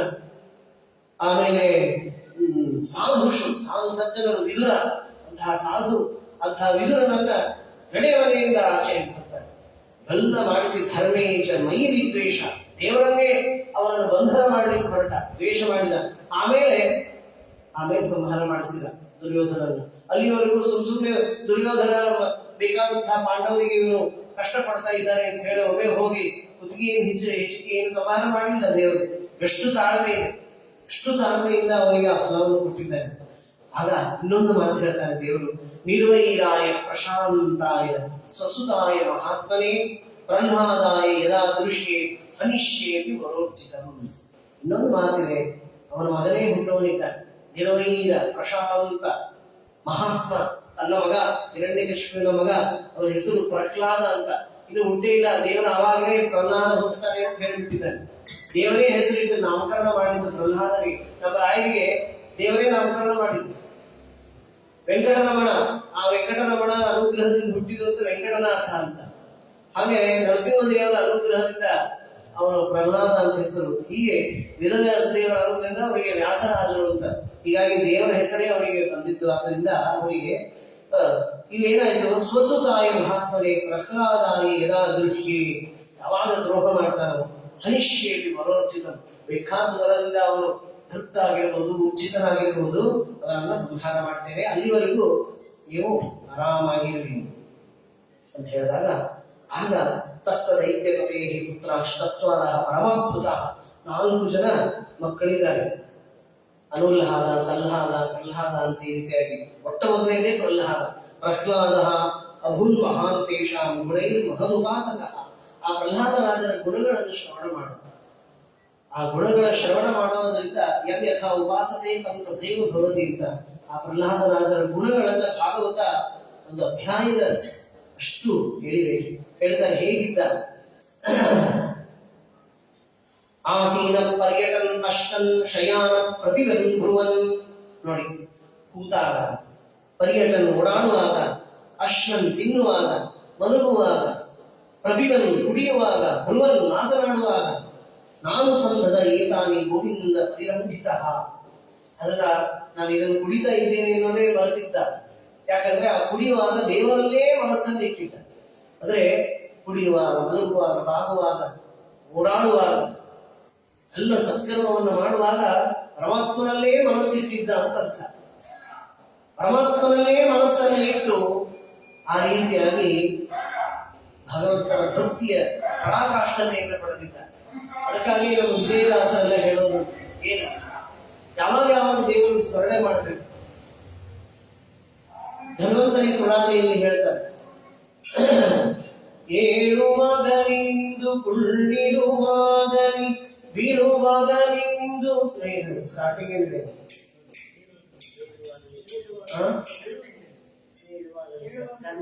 ಬೇಳುವಾಗಲಿ ಹೋಗಿ ಸತ್ಕರ್ಮ ಮಾಡುವಾಗ, ಬಾಳುವಾಗಲಿ ಭೋಜನ ನಾನ ಷಟ್ರಸ ಸಮ್ಮೇಳವಾಗಲಿ, ಮತ್ತೆ ಪುತ್ತಾದಿಗಳೊಡನೆ ಕೇಳವಾಗಲಿ ಮನುಜ ಮರೆಯದೆ ಒಮ್ಮೆ ತನ್ನ ನಾಲಿಗೆಯ ಕೊರೆಯಲ್ಲಿ ಧನ್ವಂತರಿ ಎಂದು ಕಾಲ ಕಾಲಕ್ಕೆ ನೆಲೆಸಿದ ಮಾನವಗೆ ವೇಳೆ ವೇಳೆಗೆ ಭವಬೀಜ ಪರಿಹಾರ. ಎಲ್ಲಾ ಸಂದರ್ಭದಲ್ಲಿಯೂ ದೇವರ ಸ್ಮರಣೆಯನ್ನು ಮಾಡಿದರೆ ಆಯಾ ಕರ್ಮಗಳಿಂದ ನಾವು ಬಂಧಿತರಾಗುವುದಿಲ್ಲ ಸಂಸಾರದೊಳಗೆ. ಯಾವಾಗಲೂ ಒಂದು ಕರ್ಮ ನಾವು ಮಾಡ್ತೀವಲ್ಲ, ಅದು ನಮ್ಮ ಸಂಸಾರದ ಬಂಧನಕ್ಕೆ ಕಾರಣ ಆಗದೆ ಇದ್ದಂತೆ ಮಾಡ್ಬೇಕು. ಏನು ಅಂದ್ರೆ ನಾವು ಕುಡಿತಾ ಇದ್ದೇವೆ ಅಂತ ಇಷ್ಟೇ ತಲೆಯಲ್ಲಿ ಇಟ್ಟು ಕುಡಿದ್ರೆ ಆ ಕುಡಿಯೋ ಕರ್ಮ ನಮ್ಮನ್ನು ಮತ್ತೆ ಸಂಸಾರಕ್ಕೆ ತಂದು ನಾವು ತಿಂತಾ ಇದ್ದೇವೆ, ನಾವು ಓಡಾಡ್ತಾ ಇದ್ದೇವೆ, ನಾವು ಪಾಠ ಹೇಳ್ತಾ ಇದ್ದೇವೆ, ಪ್ರವಚನ ಹೇಳ್ತಾ ಇದ್ದೇವೆ ಅಂತ ಕೇವಲ ಆ ಕರ್ಮದ ನೆನಪನ್ನು ಮಾಡಿಕೊಂಡು ನಾವು ಮಾಡ್ತಾ ಇದ್ದೇವೆ ಅಂತ ಅಂದ್ಬಿಟ್ರೆ, ಭಜನೆ ಇರ್ಬೋದು, ಯಾತ್ರೆ ಇರ್ಬೋದು, ತೀರ್ಥ ಏನೇ ಇರ್ಬೋದು, ಎಲ್ಲಾ ಕರ್ಮಗಳಲ್ಲಿಯೂ ಕೂಡ ದೇವರನ್ನು ಮರೆತು ಕೇವಲ ನಾವು ತಿಂದ್ವಿ, ಉಂಡ್ವಿ, ಓಡಾಡಿದ್ವಿ, ಮಾತಾಡಿದ್ವಿ ಅಂತ ಇಷ್ಟೇ ಮಾಡಿಬಿಟ್ರೆ ನಾವು ಸಂಸಾರದಲ್ಲಿ ಇನ್ನಿಷ್ಟು ಬಂಧಿತರಾಗ್ತೇವೆ. ಕರ್ಮ ಪಾಶ ನಮ್ಮನ್ನ ಬಂಧನ ಮಾಡುತ್ತದೆ. ಅದಕ್ಕಾಗಿ ಅಹಂಕರ್ತ ಹರಿಕರ್ತ ಅಂತ ಹೇಳೋದು, ಸ್ಟಾರ್ಟಿಂಗು ಹೇಳೋದು, ದಾನ ಕೊಡುವಾಗಲೂ ಅಷ್ಟೇ ಇದಂ ನಮ್ಮ ಭಗವದ್ಪ್ರೀತ್ಯರ್ಥಂ. ಎಲ್ಲ ಈ ಅನುಸಂಧಾನಗಳು ಯಾಕೆ ಬಂದಿದೆ ಅಂದ್ರೆ, ಆದಷ್ಟು ನಾವು ಮಾಡುವ ಕರ್ಮಗಳು ಅವುಗಳು ನಮ್ಮನ್ನ ಈ ಸಂಸಾರದ ಬಂಧನದೊಳಗೆ ಇಡಬಾರದು. ಕರ್ಮಗಳು ಬಂಧಕವಾಗಬಾರದು, ಮೋಚಕವಾಗಬೇಕು. ಹೀಗಾಗಿ ನಾವು ಮಾಡುವ ಕರ್ಮವೇ ತಾರಕವು ಅಂತ ಒಂದು ಹಾಡಿದೆ. ಅಲ್ಲಿ ಸ್ನಾನ, ಭೋಜನ, ಮತ್ತೊಂದು ಮುಗಿದೊಂದು ಎಲ್ಲವೂ ಅನುಸಂಧಾನ ಪೂರ್ವಕವಾಗಿ ನಾವು ಮಾಡಿದಾಗ ಅವು ನಮ್ಮನ್ನ ಕರ್ಮವನ್ನ ಮೋಚನಗೊಳಿಸ್ತವೆ. ಈ ಸಂಸಾರದ ಮೋಚನ ಆಗುತ್ತೆ. ಇಲ್ಲ ಬರೀ ನಾವು ಸ್ನಾನ ಮಾಡಿದ್ವಿ, ಓಡಾಡಿದ್ವಿ, ತಿಂದು ಬಂದ್ವಿ, ಉಂಡ್ವಿ ಇಷ್ಟೇ ಇತ್ತು ಅಂತ ಆದ್ರೆ ಅದು ಮತ್ತೆ ನಮ್ಮ ಸಂಸಾರದೊಳಗೆ ನಮ್ಮನ್ನ ಇಳಿಸ್ತದೆ. ಆದ್ದರಿಂದ ಪರಮಾತ್ಮನನ್ನು ಆಗಿದೆ ನೆಸ್ತ ಕ್ರೀಡನ ಗೋಬಾಲ. ಎಂದು ಒಂದು ದಿವಸ ಒಂದು ಸಣ್ಣ ಮಕ್ಕಳ ತರ ಆಟಿಕೆ ಸಾಮಾನು ಇಟ್ಕೊಂಡು ಆಟವೇ ಆಡಿಲ್ಲ. ಯಾವಾಗಲೂ ಕೂಡ ಜಡವ ತನ್ಮನಾಸದ ಕೃಷ್ಣ ಗ್ರಹ ಗೃಹೀತಾತ್ಮ. ಅವರು ಯಾವಾಗಲೂ ಒಂದು ಭೂತ ಪಡ್ಕೊಂಡಿದ್ದಂತೆ. ಯಾವುದು ಅಂದ್ರೆ ಮಹದ್ಭೂತ ಕೃಷ್ಣ ಪರಮಾತ್ಮ ಎಂಬಂತಹ ಗ್ರಹ ಆ ಪ್ರಹ್ಲಾದನಿಗೆ ಪಡ್ಕೊಂಡಿದ್ದು. ಯಾವಾಗಲೂ ಕೃಷ್ಣ ಕೃಷ್ಣ, ಎಲ್ಲ ಕಡೆಗೂ ಪರಮಾತ್ಮನನ್ನ ಕಂಡದ್ದೆಲ್ಲ ಕಮಲನಾಭನ ಮೂರ್ತಿ, ಉಂಡು ಮುಟ್ಟದ್ದೆಲ್ಲ ವಿಷ್ಣು ಪೂಜೆ ಎನ್ನುವಂತಹ ಅನುಸಂಧಾನ ಅವರಿಗೆ ರಕ್ತಗತವಾಗಿತ್ತು. ಅದು ಸುಮ್ಮನೆ ಆ ಬಾಯಿ ಮಾತಿಗಲ್ಲ, ಅದು ಕಂಡು ಹರ್ಷಿಸ್ತಾ ಇದ್ದ. ಹೇಳ್ತಾರೆ, ಕ್ವಚಿತ್ ರೋದಿತಿ ಗೋವಿಂದ ಚಿಂತಾ ಚಂಚಲ ಚೇತನ. ಅಳ್ತಾ ಇದ್ದ, ಮುಂದೆ ನಗುತ್ತಾ ಇದ್ದ. ಅಳುವರೋ, ರೋಧಿಸುವರೋ, ನಾಟ್ಯ ಮಾಡುವರೋ, ರಂಗಾಲಿನ ಕೊಂಡಾಡುವ ಮಂಗಳಾತ್ಮರು ಅಂತ. ಕ್ವಚಿತ್ ಹಸತಿ ತಚ್ಚಿಂತ ಹ್ಲಾದ ಉದ್ಗಾಯತಿ ಕ್ವಚಿತ್ ರೌತಿ ನೃತ್ಯತಿ ನದತಿ ಕ್ವಚಿತ್ ಉತ್ಕಂಠೋ ವಿಲಜ್ಜೋ ನೃತ್ಯತಿ ಕ್ವಚಿತ್. ನೋಡಿ, ದೇವರನ್ನ ಕಂಡ, ಅದು ಹೂ ಕಂಡ ಅಂತಂದ್ರೆ ಅದರೊಳಗೆ ದೇವರನ್ನು ಕಂಡು ಹರ್ಷಿಸ್ತಾ ಇದ್ದ. ಒಂದು ಹಣ್ಣು ನೋಡಿದ ಅಂದ್ರೆ ಅಲ್ಲಿ ಪರಮಾತ್ಮ ಕಾಣಿಸ್ತಾ ಇದ್ದ ಅವರಿಗೆ. ಇದು ದೇವರಲ್ಲಿ ಮುಳುಗುವುದು ಅಂತ. ನಾವೆಲ್ಲ ಮೇಲ್ಮೇಲೆ ಸುಮ್ಮನೆ ಪ್ರೋಕ್ಷಣೆ ಮಾಡ್ಕೋತೀವಿ ಅಷ್ಟೇ. ಹೇಳುವಾಗ ಯಾವಾಗ ಒಮ್ಮೆ ಭಾಗವತ ಹೇಳುವಾಗ ಎಲ್ಲ ಕಡೆಗೂ ದೇವರಿದ್ದಾರೆ, ಎಲ್ಲಾ ಕರ್ಮಗಳನ್ನು ದೇವರು ಮಾಡಿಸ್ತಾನೆ ಅಂತ ಸುಮ್ಮನೆ ಪ್ರೋಕ್ಷಣೆ. ಆದ್ರೆ ಆ ಉಪಾಸನೆಯ ಆ ಅನುಸಂಧಾನದ ಸಮುದ್ರದೊಳಗೆ ಇಳಿ ಮುಳುಗಿ ಹೇಳಬೇಕು. ಅದರ ಪೂರ್ಣವಾಗಿ ಪ್ರತಿಯೊಂದು ಸತ್ಕರ್ಮಗಳಲ್ಲಿ ಯಾರೋ ಒಬ್ರು ನಮ್ಗೆ ಏನೋ ಅಂದು ಆಡಿದ್ರು, ನಾವು ಮಾತಾಡಿದ್ವಿ, ಅದ್ರ ಎಷ್ಟು ಪ್ರಾಕ್ಟೀಸ್ ಮಾಡ್ಬೇಕು ನಾವು. ಬಹಳ ಪ್ರಾಕ್ಟೀಸ್ ಬೇಕಾಗ್ತದೆ. ಅದಕ್ಕೆ ಕೂಡುವಾಗ, ಮಲಗುವಾಗ, ಸ್ವಾಮಿ ಇದು ನೀನ್ ಮಾಡಿಸಿದಿ, ನೀನ್ ನುಡಿಸಿದಿ, ನಿನ್ನಿಂದ ಆಯ್ತು, ನೀನ್ ಎಲ್ಲ ಕಡೆ ಇದ್ದೀಯಾ, ಅದಕ್ಕೆ ಆ ಬಣ್ಣ ಕೊಟ್ಟವು ನೀನು. ಅದಕ್ಕಾಗೆ ಜಗನ್ನಾಥ ದಾಸರು ಆಯಾ ಭಕ್ತ ಧೂಪಗಳು ರಸಕ್ಕೆ ರಸರೂಪ ಅಂತ ಹೇಳಿ ಆಯಾಗೆ ಒಂದೊಂದು ಅಗಳಿನಲ್ಲಿ ಅನಂತಾಂಶದಿಂದಲೇ ಖಂಡನೆಂದೆನಿಸಿ ಇವರೆಲ್ಲ ಯಾಕೆ ಅನುಸಂಧಾನ ಹೇಳ್ಕೊಟ್ಟಿದ್ದಾರೆ ಅಂದ್ರೆ ಮೈ ಮರೆತು ಬಿಡ್ಬೇಕು, ಊಟ ಮಾಡ್ತಾ ಇದ್ದೇನೆ ಅನ್ನೋದೇ ಮರೆತು ಹೋಗ್ಬೇಕು, ಎಲ್ಲ ಕಡೆಗೂ ಭಗವಂತನ ದರ್ಶನ ಆಗ್ಬೇಕು. ಅಷ್ಟು ಮೈ ಮರೆತು ಇಳಿ ಮುಡಿಗೆ ಎದ್ದು ನಾವು ದೇವರಲ್ಲಿ ತನ್ಮಯರಾಗಬೇಕು. ಅಂದಾಗ ಮಾತ್ರ ನಮ್ಮಲ್ಲಿ ಭಕ್ತಿ ಅದು ಫಲವನ್ನು ಕೊಡುತ್ತದೆ. ಸುಮ್ಮನೆ ದೇವರು ಹೇಳಿಸಿದ ಅಂತ ಸುಮ್ಮನೆ ಒಂದು ಮಂಗಳಾಚರಣದ ಸಂದರ್ಭದೊಳಗೆ ಹೇಳಿದ್ವಿ, ಅಥವಾ ಕೊನೆಗೆ ನಾಹಂ ಕರ್ತ ಹರಿಕರ್ತ ಸುಮ್ಮನೆ ಹೇಳೋದು ಅದರಿಂದ ಏನೂ ಪ್ರಯೋಜನ ಇಲ್ಲ. ಅಷ್ಟು ಡೀಪ್ ಆಗಿ ಅದು ಪ್ರಾಕ್ಟೀಸ್ ಆಗ್ಬೇಕು. ಇದು ಒಂಥರ ಪ್ರಾಕ್ಟಿಕಲ್ ಆಗ್ಬೇಕು. ಕೆಲವೊಂದ್ಸಲ ಈ ಪ್ರಾಕ್ಟಿಕಲ್ ಮಾಡಿಸ್ತಾರಿಲ್ಲ, ಆ ತರ ನಮಗೆ ಪ್ರಾಕ್ಟಿಕಲ್ ಆಗಿ ಮಾಡಿಸ್ಬೇಕು. ಅದನ್ನ ನುಡಿ ಮಾಡ್ಕೋಬೇಕು 21 ಸಲ ಒಂದು ಪ್ರತಿನಿತ್ಯ. ನಾಹಂಕರ್ತ ಹರಿಕರ್ತ ಎಲ್ಲ ಕಡೆಗೂ, ಬಲಹಸ್ತದಲ್ಲಿ, ಯಜ್ಞ ಶಾಲೆಯಲ್ಲಿ, ಕಂಗಳ ಕಪ್ಪಿನಲ್ಲಿ, ಹೃದಯ ಸ್ಥಾನ ನಾಭಿಯಲ್ಲಿ, ಜಲಧಿ ಗಂಗಾ ಸಂಗಮದಲ್ಲಿ ಅಂತ ಅಲ್ಲೂ ಕೂಡ ಕಪಿಲ ಸುಳಾದಿಯನ್ನು ಹೇಳ್ತಾರೆ. ಉದರಗತಃ ಹೃದಯಗತಃ ಪಶ್ಚಿಮಸ್ಥಃ ಪೂರ್ವಸ್ಥಃ ದಕ್ಷಿಣಸ್ಥಃ ಉಪರಿಸ್ಥಃ ಸರ್ವಾವಸ್ಥಾ ಪ್ರೇರಕಃ ಇತ್ಯಾದಿಯಾದಂತಹ ಮಾತುಗಳನ್ನ ಆದಷ್ಟು ಪ್ರಾಕ್ಟೀಸ್ ಮಾಡ್ಕೋಬೇಕು. ಹಂಗವರು ಸ್ವಾಭಾವಿಕವಾಗಿ ಬಂದ್ಬಿಟ್ಟಿದ್ದಾರೆ.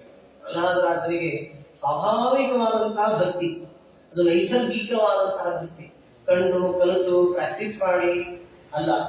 ಅದರಿಂದಾಗಿ ತಸ್ಮಿನ್ ಮಹಾಭಾಗವತ, ಇಂತಹ ಮಹಾಭಾಗವತನ ಮೇಲೆ ಹಿರಣ್ಯಕಶಿಪು ರಾಜನ್ ಅಕರೋತ್ ಅಖಂ, ಬಹಳ ದೊಡ್ಡ ತಪ್ಪನ್ನು ಮಾಡಿಬಿಟ್ಟ. ಆತ್ಮಜೆ ಯಾವಾಗ ಮಾಡಿದ ಅಂತ ಕೇಳ್ತಾರೆ ಧರ್ಮರಾಜ. ಇದನ್ನ ನಾರದರು ಧರ್ಮರಾಜನಿಗೆ ಹೇಳ್ತಾ ಇರೋದು ಕಥೆ. ಧರ್ಮರಾಜನ ಅಂತಾನೆ ದೇವರ್ಷ ಏತದಿ ಇಚ್ಛಾಮಃ ವೇದಿತುಂ ತವಸೂರತ ಯದ ಆತ್ಮಜಾಯ ಶುದ್ಧಾಯ ಪಿತಾ ಅರ್ಥಾತ್ ಸಾಧನೆ ಅದಂ. ಸಾಧು ಇಂತಹ ಸಾತ್ವಿಕರಾದ ಮಗನ ಮೇಲೆ ಯಾವಾಗ ದ್ವೇಷ ಮಾಡಿದ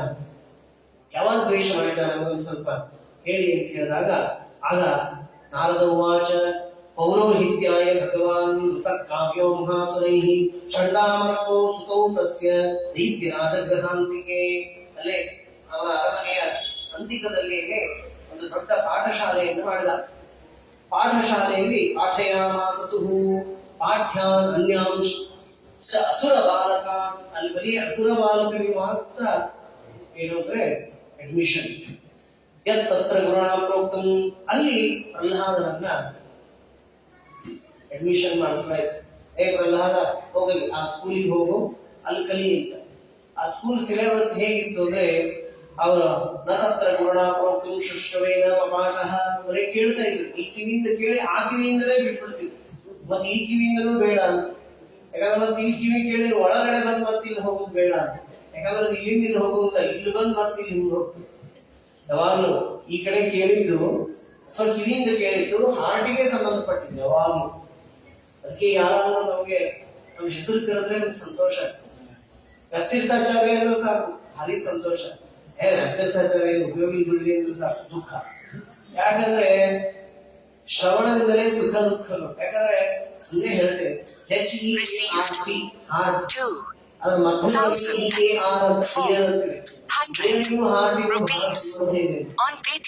ದೇವರು ಅಷ್ಟೇ ಶ್ರುತಿ ಪಥ, ಈ ಶ್ರವಣದ ದಾರಿಯಿಂದ ಆ ಮಾರ್ಗದಿಂದ ಹೃದಯಕ್ಕೆ ಇಳಿತಾನೆ ಪರಮಾತ್ಮ. ದೇವರು ಹೃದಯಕ್ಕೆ ಬರುವ ಮಾರ್ಗ ಏನು ಅಂದ್ರೆ ಇದೆ, ಈ ಕಿವಿಯಿಂದಲೇ ಹೃದಯಕ್ಕೆ ಇಳಿಯುವಂತ. ಹೀಗಾಗಿ ಶ್ರವಣಂ ಅದರಲ್ಲಿ ಭಾಗ. ಪ್ರಹ್ಲಾದರಾಜರು ಹೇಳ್ತಾರೆ, ಶ್ರವಣಂ ಕೀರ್ತನಂ ವಿಷ್ಣು ಸ್ಮರಣಂ ಪಾದಸೇವನಂ ಅರ್ಚನಂ ವಂದನಂ ದಾಸ್ಯಂ ಸಖ್ಯಂ ಆತ್ಮನಿವೇದನಂ ಅಂತ.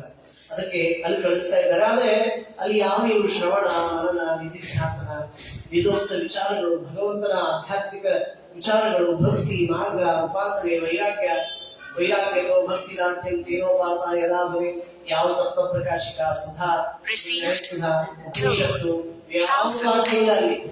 ಕೇವಲ ವಾಣಿಜ್ಯ ಶಾಸ್ತ್ರ, ಕೇಂದ್ರಿತವಾದಂತಹ ಕೇವಲ ಉದರ ಪೋಷಣೆ, ಸ್ವಾರ್ಥ, ತನ್ನ ಸ್ಥಾನವಂತ ಗಟ್ಟಿ ಮಾಡ್ಕೊಳ್ಳಿಕ್ಕೆ ಇನ್ನೊಬ್ಬರನ್ನು ಕೊಂದಾದರೂ ಸರಿ, ನಮ್ಮ ಅಧಿಕಾರವನ್ನು ನಾನು ಹೇಗೆ ಪಡಿಬೇಕು ಅನ್ನುವಂತಹ ಈ ಒಂಥರ ಈ ವಿಚಿತ್ರವಾದಂತಹ ಅಸದ್ಗ್ರಾಹ. ಗ್ರಾಹ ಅಂದ್ರೆ ಜ್ಞಾನ. ಅಸತ್ ಅಂದ್ರೆ ಏನು? ದೇವರ ವಿರುದ್ಧವಾದ, ದೇವರನ್ನ ಕೊಂಡಾಡದೇ ಇರುವಂತಹ ವಿಷಯಗಳನ್ನ ಭಕ್ತರಿಗೆ ಅದನ್ನು ಕೇಳಲಿಕ್ಕೆ ಆಗೋದಿಲ್ಲ. ಅದಕ್ಕೆ ನ ಸಾಧು ಮನಸಾ ಮೇಲೆ ಸ್ವರೂಪ ಸದ್ಗೃಹ, ಪರಮಾತ್ಮನ ಸ್ವರೂಪವನ್ನೇ ತಿಳಿಸದೇ ಇರುವ, ಭಗವಂತನ ಸ್ವರೂಪ ಏನು ಅನ್ನೋದನ್ನೇ ತಿಳಿಸದೇನೆ ಕೇವಲ ಸ್ವರೂಪ ಅಂದ್ರೆ ಎರಡು, ಜೀವ ಸ್ವರೂಪ ಅಂದ್ರೆ ಏನು, ಭಗವಂತನ ಸ್ವರೂಪ ಅಂದ್ರೆ ಏನು, ಜೀವ ಸ್ವರೂಪಗತವಾದಂತಹ ಆನಂದಾದಿಗಳ ಅಭಿವ್ಯಕ್ತಿಗೆ ಭಗವಂತನ ಉಪಾಸನೆ ಏನು, ಯಾವ ತರಹ ಭಗವಂತನ ಉಪಾಸನೆ ಮಾಡಿದ್ರೆ ನಮ್ಮ ಆತ್ಮ ಸ್ವರೂಪದ ಉದ್ಧಾರ ಆಗುತ್ತೆ, ವ್ಯಕ್ತಿತ್ವ ವಿಕಸನ, ಆತ್ಮ ಕುಸುಮ ಅದು ಅರಳಿ ತದ್ಗತವಾದಂತಹ ಆನಂದ ಜ್ಞಾನಾದಿಗಳ ಪ್ರಾದುರ್ಭಾವ ಆಗುವ ಮೋಕ್ಷ ಸುಖ ನಮಗೆ ಸಿಗ್ತದೆ ಎನ್ನುವಂತ ವಿಚಾರವೇ ಇಲ್ಲ. ಆದ್ರಿಂದ ಅವನನ್ನ ಓದಲೇ ಇಲ್ಲ. ಆಗ ಒಂದು ಸಲ ಪ್ರಪಂಚ ಕಥಿತಾವತ್ಸ ಮನ್ಯತೆ ಸಾಧು ಯದ್ಭವಾನ್, ಒಂದ್ಸಲ ಕರ್ಕೊಂಡು ಬರ್ರಿ ಅಂತ ಹೇಳ್ದ. ಹಿರಣ್ಯಕಶಿಪು ತೊಡೆ ಮೇಲೆ ಕೊಡಿಸ್ಕೊಂಡ, ಮುದ್ದು ಮಾಡಿದ, ತಲೆ ಮೇಲೆ ಕೈಯಾಡಿಸಿದ, ಮಗು ಏನ್ ಪಾಠ ಕಲ್ತಿದ್ಯಪ್ಪ ಹೇಳಿ ನೋಡೋಣ, ನಿಮ್ಗೆ ಯಾವ್ದು ಇಷ್ಟ ಆಗಿದೆ ಅದರಲ್ಲಿ ಅಂತ ಕೇಳಿದ್ರೆ ಅದಕ್ಕೆ ಪ್ರಹ್ಲಾದ ಹೇಳ್ತಾರೆ, ತತ್ಸಾಧು ಮನ್ಯೇ ಅಸುರ ವರ್ಯ ದೇಹಿನಾಂ ಸದಾ ಸಮುದ್ವಿಗ್ನ ಧಿಯಾ ಅಸದ್ಗ್ರಹಾತ್ ಹಿತ್ವಾತ್ಮಪಾದಂ ಗೃಹಂ ಅಂಧಕೂಪಂ ವನಂಗತೋ ಯದ್ಧರಿಂ ಆಶ್ರಯೇತ್. ನನಗೆ ಈ ಅರಮನೆ ಎಲ್ಲಿ ನೋಡದಲ್ಲಿ ನಿನ್ನ ಆರ್ಭಟ, ಸ್ವಾರ್ಥ ಕೇಂದ್ರಿತವಾದ ಮನೋಭಾವ, ಅದರಲ್ಲೂ ಭಗವಂತನ ದ್ವೇಷ, ಈ ತರಹದ ಈ ಒಂದು ಅಂಧಕೂಪದೊಳಗೆ ನಾನು ಇಲ್ಲಿ ಇರ್ಲಿಕ್ಕೆ ನನಗೆ ಮನಸ್ಸಿಲ್ಲ ಅಂತ ಹೇಳ್ಬಿಟ್ಟ. ಹಿತ್ವ ಆತ್ಮಪಾತಂ, ನಮ್ಮ ಆಧ್ಯಾತ್ಮಿಕವಾದಂತಹ ಬೆಳವಣಿಗೆಗೆ ಅವಕಾಶವೇ ಇಲ್ಲ. ಇನ್ನು ಈ ಒಂದು ಸಿಲೆಬಸ್ ಪಠ್ಯಕ್ರಮ ಏನ್ ನೀನು ಮಾಡಿದ್ಯಾ, ಇದರಿಂದ ನಮ್ಮ ವ್ಯಕ್ತಿತ್ವ ವಿಕಾಸ ಆಗೋದಿಲ್ಲ. ಆತ್ಮೋದ್ಧಾರದ ಯಾವ ಮಾರ್ಗಗಳೂ ಇಲ್ಲ. ಭಗವಂತನ ಅಪರೋಕ್ಷ ಜ್ಞಾನಾದಿಗಳ ವಿಷಯವೇ ಇಲ್ಲ. ಕೇವಲ ಅಧಿಕಾರ, ಸ್ವಾರ್ಥ, ಬಡಿ ಬಡಿ ಕಡಿ ಇತ್ಯಾದಿ ಆದಂತಹ ಈ ಒಂದು ಅಂಧಕೂಪದಲ್ಲಿ ನಾನು ಬೀಳಾರೆ. ನಾನು ಇಲ್ಲಿ ಗೆಲ್ಲೋದೇ ಇಲ್ಲ. ನನಗೆ ಇದು ಬೇಡವೇ ಆಗಿದೆ. ನಿಮ್ ಪಾಠ ನಾನು ಹೋಗೋದಿಲ್ಲ ಸ್ಕೂಲಿಗೆ ಅಂತ ಹಠ ಹೇಳಿದವನು. ಹುಡುಗರು ಹಠ ಮಾಡ್ದವನು, ಸ್ಕೂಲಿಗೆ ಹೋಗುದಿಲ್ಲ, ನಾವು ಮನೆಯೊಳಗೆ ಇರ್ತೇವೆ ಅಂತ. ಹಾಗೆ ಅವ್ರ ಮನೆಗೂ ಹೋಗಲಿಲ್ಲ ಪ್ರಹ್ಲಾದರಾಜರು. ವನಂಗತೋ ಯದ್ ಹರಿಮಾಶ್ರಯ, ಸಜ್ಜನರ ಸಹವಾಸ ನಮಗೆ ಬೇಕಾಗಿದೆ. ಇಂಥ ಈ ಮನೆಯೊಳಗೆ ಇರೋದಕ್ಕಿಂತ ವನದೊಳಗೆ ಹೆಡ್ಡೆ ಗೆಣಸನ್ನು ತಿಂದುಕೊಂಡು ಆ ಸಜ್ಜನರ ಸಹವಾಸದಲ್ಲಿರೋದು ಬಹಳ ಉತ್ತಮ ಅಂತ ಅನಿಸಿದೆ ಅಂತ. ಇಂಥ ಪ್ರಹ್ಲಾದರಾಜರ ಆ ಭಕ್ತಿಯ ಜಾಗೃತಿ ನೋಡಿ ಹೇಗಿದೆ. ಆ ಭಗವಂತನ ದ್ರೋಹಿಗಳನ್ನ ಕಂಡು ಅತ್ಯಂತ ನಯವಾಗಿಯೇ ಅದನ್ನು ವಿರೋಧ ಮಾಡ್ತಾ ಇದ್ದಾರೆ. ತಂದೆ ಭಾರಿ ವಿರೋಧ ಮಾಡ್ಕೊಳ್ಳೋ ಹಾಗಿಲ್ಲ, ಆದ್ರೆ ಅವನ ಯಾವುದೇ ಸಿದ್ಧಾಂತವನ್ನು, ಅವನ ಯಾವುದೇ ಒಂದು ಪ್ರಮೇಯವನ್ನು ಅಂಗೀಕಾರ ಮಾಡ್ಕೊಳ್ಳಿಲ್ಲ. ಇನ್ನು ಚಿಕ್ಕ ಬಾಲಕ. ಆದ್ದರಿಂದ ಅದು ಆಧ್ಯಾತ್ಮಿಕ ಜ್ಯೋತಿ. ಎಂಥ ಬಿರುಗಾಳಿ ಬಂದ್ರು ಕೂಡ, ಎಂಥ ಬಿರುಗಾಳಿ ಬಂದ್ರು, ಎಂಥದ್ದಿದ್ರಿ ಯಾರಾದ್ರೂ ದೇವರು ಅಂದ್ರೆ ಸಾಕು, ಪರಮಾತ್ಮ ನಾರಾಯಣ ಕೃಷ್ಣ ಅಂದ್ರೆ ಸಾಕು, ಅವರನ್ನು ಸಂಹಾರ ಮಾಡ್ತಾ ಇದ್ದ ಅಂಥ ಸಮಯ. ಅದು ಸ್ವಲ್ಪ ವಿಚಾರ ಮಾಡಿ, ಏನೋ ಸುಮ್ಮನೆ ಅಲ್ಲ. ಈಗ ನಮಗೆ ಯಾರು ಏನು ಮಾಡ್ಲಿಕ್ಕೆ ಇಲ್ಲ. ಕೃಷ್ಣ ಅಂದ್ರೆ ಏನು ಯಾರೇನು ಬರೆಯುವುದಿಲ್ಲ, ಏನಿಲ್ಲ. ಅಲ್ಲಿ ಹಂಗಲ್ಲ, ದೇವರು ವಿಷ್ಣು ಅಂತ ಅನ್ನೋ ಹೆಸರೇ ತೆಗೆಯೋ ಹಾಗೆ ಅಂತಹ ಸೀರಿಯಸ್ ಆಗಿರುವಂತಹ ಕಂಡೀಷನ್ ಆ ಸಂದರ್ಭಗಳು. ಅಂಥದ್ರೊಳಗೂ ಕೂಡ ಶ್ರವಣಂ ಕೀರ್ತನಂ ವಿಷ್ಣೋಹಂ ಸ್ಮರಣಂ ಪಾದಸೇವನಂ ಅರ್ಚನಂ ವಂದನಂ ದಾಸ್ಯಂ ಸಖ್ಯಂ ಆತ್ಮ ನಿವೇದನಂ ಅಂತ ಹೇಳಿ ತನ್ನ ಭಕ್ತಿ ಸಿದ್ಧಾಂತವನ್ನ ಮಂಡನೆಯನ್ನ ಮಾಡ್ತಾ ಇದ್ದಾರೆ. ಅಂತಹ ಪ್ರಹ್ಲಾದರಾಜರಿಗೆ ಅನಂತ ನಮಸ್ಕಾರಗಳನ್ನ ತಿಳಿಸ್ತಾ ಇವತ್ತಿನ ಈ ಪ್ರವಚನ ಮಾಲಿಕೆಯನ್ನ ಪ್ರಹ್ಲಾದರಾಜರ ಅಂತರ್ಯಾಮಿಯಾಗಿರ್ತಕ್ಕಂತಹ ಮುಖ್ಯ ಪ್ರಾಣದೇವರು, ಅವರ ಅಂತರ್ಯಾಮಿಯಾದ ಪರಮಾತ್ಮನಿಗೆ ಇದನ್ನ ಸಮರ್ಪಣೆಯನ್ನು ಮಾಡೋಣ. ಅಹಂಕರ್ತ ಹರಿಕರ್ತ ತತ್ಪೂಜಾ ಕರ್ಮಚಾರಿಗಳು ತಥಾಪಿ ಮತ್ಕೃತ ಪೂಜಾ ತತ್ಪ್ರಸಾದೇನ ಅನ್ಯಥಾ ಅಕ್ಷಯಂ ಕರ್ಮಯಸ್ಮಿನ್ ಪದೇ ಸ್ಪರ್ಧಿತಂ ಅಕ್ಷಯಂ ಯಾಂತ್ರಾಣಿ ನಾಮತಃ ಅಕ್ಷರೋ ಯೋಜನಸ್ಸರ್ವಂ ನಾಮತಃ ಕುಕ್ಷಿಲಂ ಯಸ್ಯ ವಿಶ್ವಂ ಸದಾ ಆರಾಧಿಕಂ ವಿನಯಾಮೋ ವಾಸುದೇವಂ ದೇವತಾ ಮಂಗಲಾ ಮಂಗಲಂ